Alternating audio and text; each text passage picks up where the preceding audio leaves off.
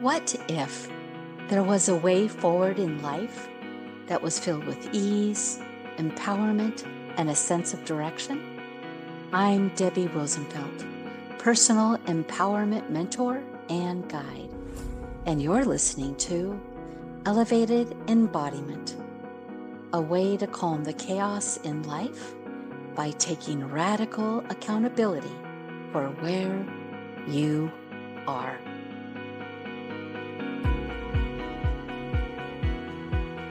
This day, I am feeling a bit under the weather, yet curious and anticipatory. I have no doubt this podcast is going to be magical. And this day, I have a beautiful soul as a guest, Natalie Lee. Good morning, Natalie. Good morning, Debbie. I'm so excited to be here with you. So excited for us to be together and just share the wisdom that's going to come through and also to hear your story. So what I would love to share with everybody, Natalie and I have been in this amazing group together, but we met in person for the first time in March. And there just so happened to be this instant connection that I had no idea was there. And you know how I've shared with you all that depth is what I desire on a daily basis. Depth is what I desire in relationship and in life, because that's where the richness is. This is who Natalie Lee is, this beauty of depth. I appreciate that so much. And as you were describing the experience of how we met, I feel the same way about you. Like there's so much heart resonance. And coincidentally enough, you gifted us a beautiful heart from Jerusalem. It reminded me so much of the gift that my late brother had gifted me, which was the last t-shirt that he had worn. It had a beautiful heart on it. And this is just simply a reminder that the way forward is the way of resonance. Yes. And that starts within and without. And so I truly appreciate, thank you for opening this conversation and inviting me in. And you're just a remarkable woman. I love you so much. I love you too, Natalie, and thank you. Well, and what I know, and when we go into these really great conversations, and as you shared with me about your story with your brother, I was just so touched. Yeah, there's this richness with grief, that it's a force within itself. Yes. You know, and I was thinking, I spent most of my life avoiding to feel. So because of that, I turned to, you know, a lot of partying. Yeah. A lot of our alternatives to numbing and not feeling. Yeah. But I was saying, I felt this heart energy coming through. And it was almost like in my mind, imagine going down this river in a tube and the water is just flowing, right? And it's just carrying you right through the river and there's no resistance. So I was feeling in my heart that I was gifted with so much richness in this lifetime. Yes. To create the soul. Yes. And I say soul, there's a difference between soul and resonating with the world of the spirit, right? Yes, yes. The soul is congruent to what feels right to you. Yes. What feels right inside of you. Yes. And through this experience, you know, with grief, where it first started, you know, my parents immigrated here from Vietnam, and I kind of witnessed their journey and my grandparents' journey, leaving a country with nothing, but a suitcase. And there's grief in that as well, because they're leaving their homeland. Yes. Absolutely. Absolutely. In the totality of everything, right? Their homeland. Yes. Their home. The way things are, the traditions in their own homeland, even the energy in their own homeland. Yes. Absolutely. Absolutely. And recreating themselves and over. So I've seen it with my mom. I grew up in a family of entrepreneurs, and there's seasons to business, right? Yeah, absolutely. Yes. There's And seasons to life. there's seasons, absolutely. And just seeing how grief can be such a profound teacher in resilience.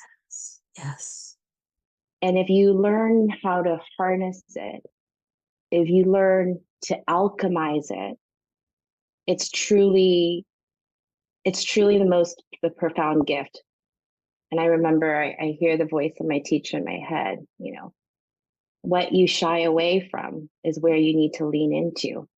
Yes, absolutely. The wisdom that has come forth for you, and not just then, but now, and the appreciation of life and the curiosity that you bring to your life, our lives together, but to conversations and to relationships. And it really allows me to just sit back and just be in awe, but just be in that presence. And it's an acknowledgement. And before we started recording, we even talked about just being with our feelings, and there's wisdom in our feelings. Yeah, absolutely. I was very blessed to grow up with a lot of spiritual diversity. Yeah. And I say that as my mom was Buddhist. My dad loved going to church. We never really fought about, whose religious belief it was. I was open to it. My parents were open to it. And so that really kind of shaped me in learning and having this curiosity for spirituality. And it wasn't until, I also have been blessed with being in this lifetime with amazing souls that have been part of my path. I've also experienced, a lot of loss. Like I've said earlier, I've witnessed my parents immigrating here, leaving their home country, leaving their home, recreating their identity, seeing the grief that unfolds from that, from both my parents and my grandparents. Yes. Navigating, multiple deaths in the family. And then latest, which is, my brother Terry. And all of that in hindsight, when I look back, I have nothing but the feeling of reverence, because here's where the magic lies. When you lean into this, when you lean into grief, when you lean into that, it's such a powerful energy. Yes. And when you lean into it, you get to see the textures from it. Okay. You get to see the textures of your life, even in the work that I do, even, just spending so much time with my dad at his bedside, and being able to witness him cross over. Yeah. That was a gift in itself. Yes. A gift for him and you. Absolutely. And what this memory that just stood out to me as he was laying in his, so at the time, to give you context, at the time I was in yogic and healing sciences. It's training. It was a program at LMU. And we were studying about the vagus nerve, so the sympathetic and the parasympathetic nervous system. Mm-hmm. And my dad was in the hospital at the time, and he was in a lot of pain. Mm. So at this point, some he had some heart issues, but he was mainly in there because his kidneys was failing him. It was him passing over. It slowly we were gifted with that experience. but he knew intuitively how to soothe his pain by singing. Wow. So when you sing, you stimulate the vagus nerve, which brings soothing to the parasympathetic nervous system. Wow. Right. And just witnessing this unfold, and everything was coming together for me in such a way that there was this interior world that we don't really know much about. Yeah. There's this force and this energy just intuitively. We know how to self-soothe. We know how to heal. We know how to harness all of this energy to bring us back into equilibrium. But You're yet speaking to sound and vibration. And I've been reading up on that and even hearing things about that sound and vibration just move through us, through our bodies. And that's so beautiful. it stimulates the organs. Yeah, Yeah. it's so beautiful. So in hindsight, that was a gift for itself, as this Yes. Yes. as I was there with him, I was able to be the observer and Yes. allow my consciousness to grow, right? Because Mm. the paradox of it was, here I was in this training, I was learning to soften the body, right? Because Yeah. yoga is all Yes. about the softening of the body. And at the same time, I was allowing my psyche to soften. I Yes. was allowing to take in the richness of life and bring in the textures and lean more into what I didn't learn, right? Like, Yeah. on the conventional way that we're being taught, to Yes. Yeah. intellectualize or to think things through or to Mhm. solve problems. There was really nothing to solve at the moment, but just to lean into it And be present. and be present. Be present with it. Yes. And that's the gifting to share with everyone is whatever you're experiencing, to be present with it, not to change it, Yeah. but to be present with it. And being present with it is accepting Yes, the dark and the light within us. absolutely. It's an acknowledgement. It's also honoring, an honoring of ourselves, an honoring of another.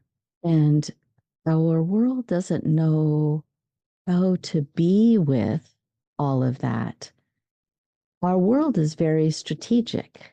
I am not strategic, nor are you. And I'm saying that in a literal sense. We're here to be present with, we're here to honor and be the other side. That's just how we were designed to be.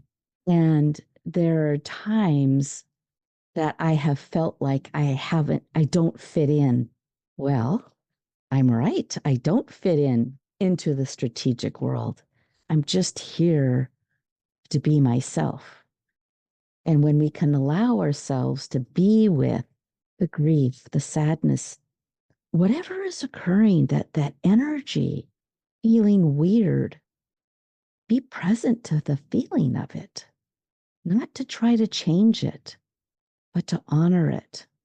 Yeah, and that right there is so vast, right? Mm-hmm. Because that requires you to do a deep dive into the mystery. Yes. And that's where that's the fun part, because it's in that vastness, in the mystery, in that darkness. Yeah. It's almost like you're The diving beauty. in the beauty, and you're diving Yeah. back into the womb, Yes. right? Yes. You're Oh my you're gosh. diving Yes. back into the womb, and you're allowing yourself to be renourished just as you were nourished in your mother's womb. So you dive back into the divine feminine and allow her, allow her energy to carry you through.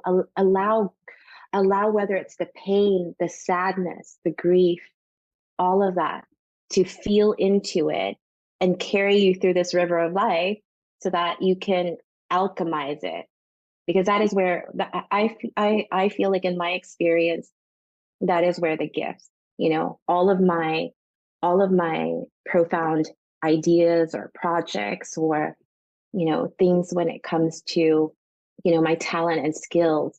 My real talent and skill lies in Yes. that subconscious womb. Yes. Yes. And I am hearing what I call grace.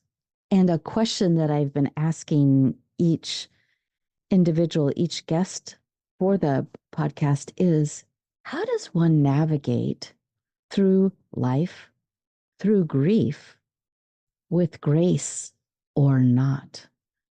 And even when we're not navigating with grace, that's still grace in itself. Because if when we allow it and allow whatever to show up, stir up, it brings forth more of ourselves that needs to come out. Absolutely. I feel like my experience, I lean into it by just simply saying thank you, Yeah.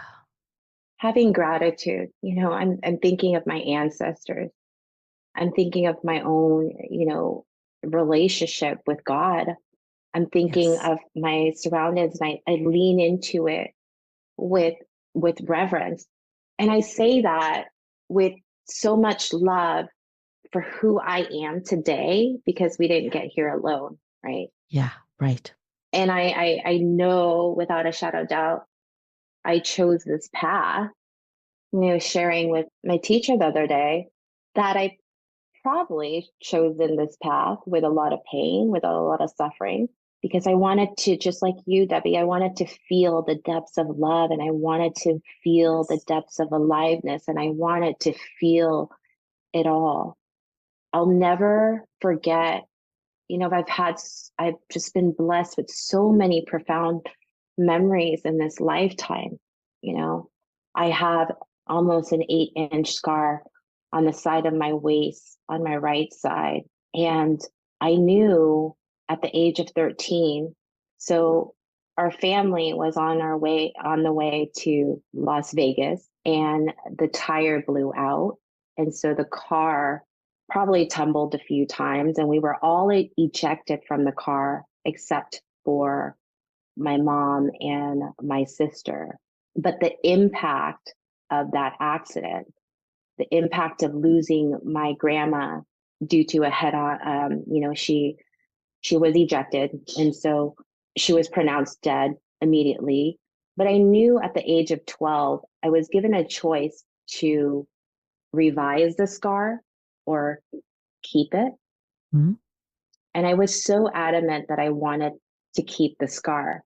I Mm-hmm. don't know why. I don't know why at the time. I was 12. Yeah. Yeah. But now I know that I've always been carried with grace. I wanted to keep that scar because it's a reminder. Reminder. It's of love, Yes. of my journey with love. Yeah.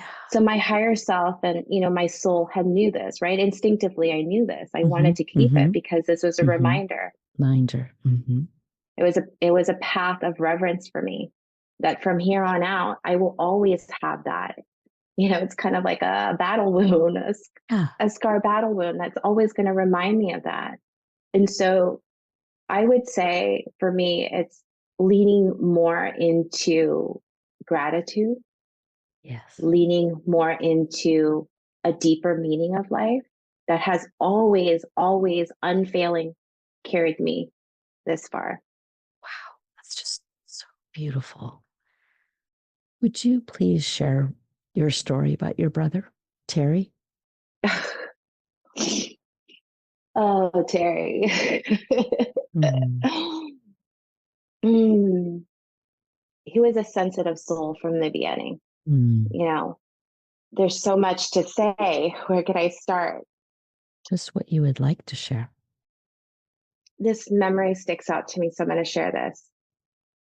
After Terry passed, so I don't know if the audience knows this, but Terry had died from a suicide. Mm-hmm. He took his own life.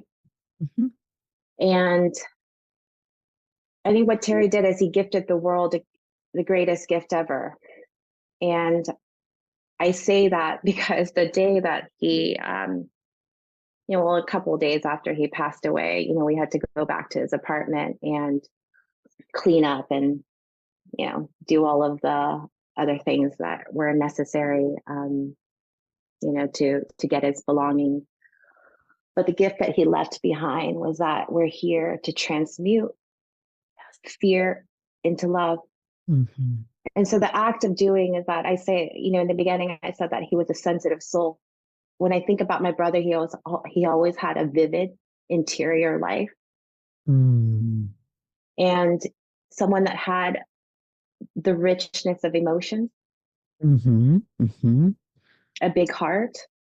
And he surely left that behind, with us. Because I'll never remember. I remember that day when my sister picked me up, and we went over there to clean up his apartment. She got me a breakfast burrito, a cup of coffee, and I set up a small altar for him.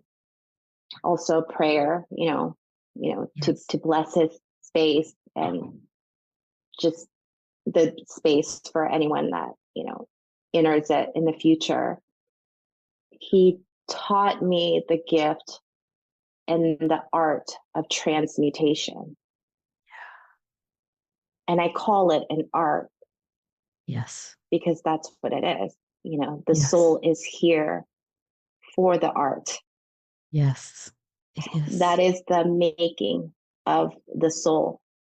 And as a result of that gift, I've had so many experiences and profound connections in my life that teaches me to lean more into the mystery and the transcendence, and just lean more into my relationship with God.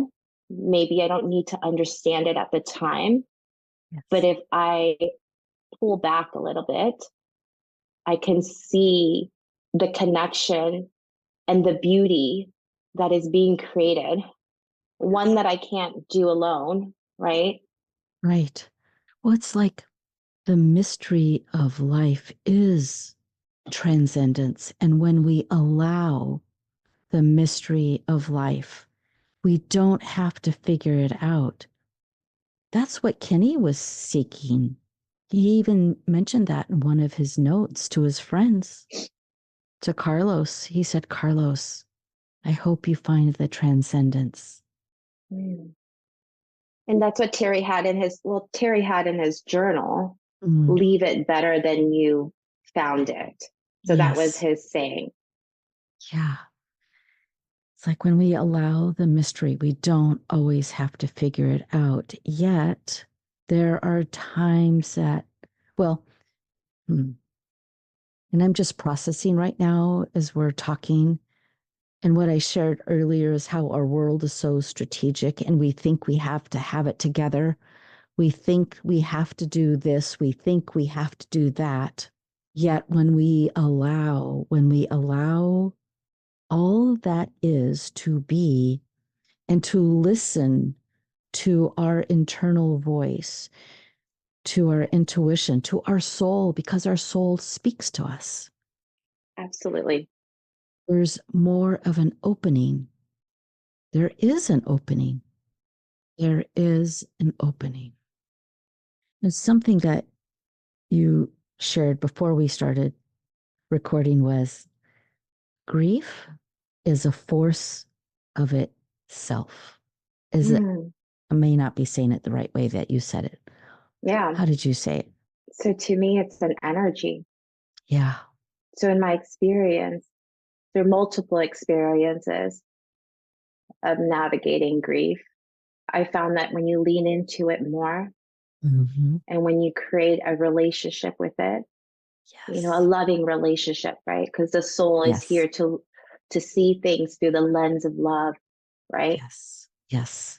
So when you have that lens on and you can see things through the lens of love, because I kind of see it as we're like this, a soul cannon, right? We have all of that, right? All of that is just waiting to be unearthed and waiting to, go out into the world. But so we dive in, get close to it, we create a relationship with it, whether it's fear, whether it's grief, I say textures a lot because that's what it is. We lean into the feeling, and we Yes. we look at it with loving and understanding lens. Whether it's, we can reflect upon our family lineage, our ancestrals past, and it becomes it's truth telling.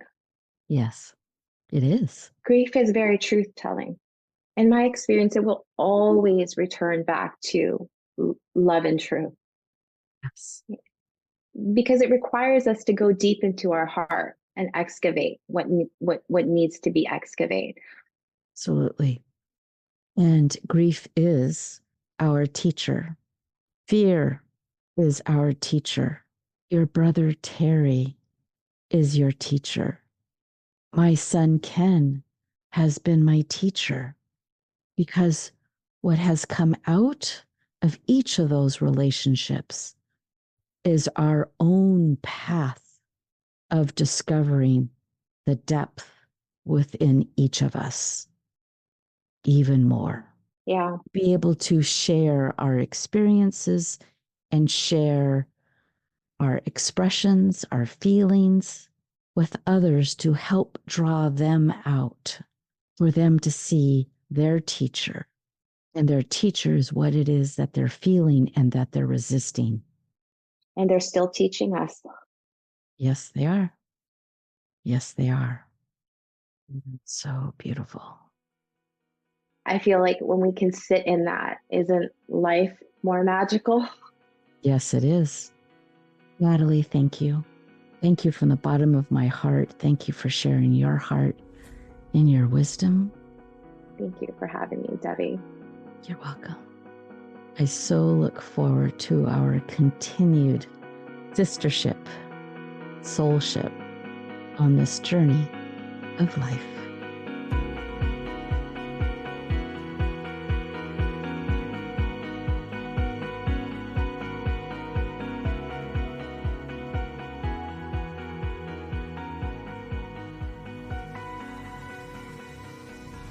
This was a 6-2 studio production. Find us at six-two.studio for all your creative sound needs.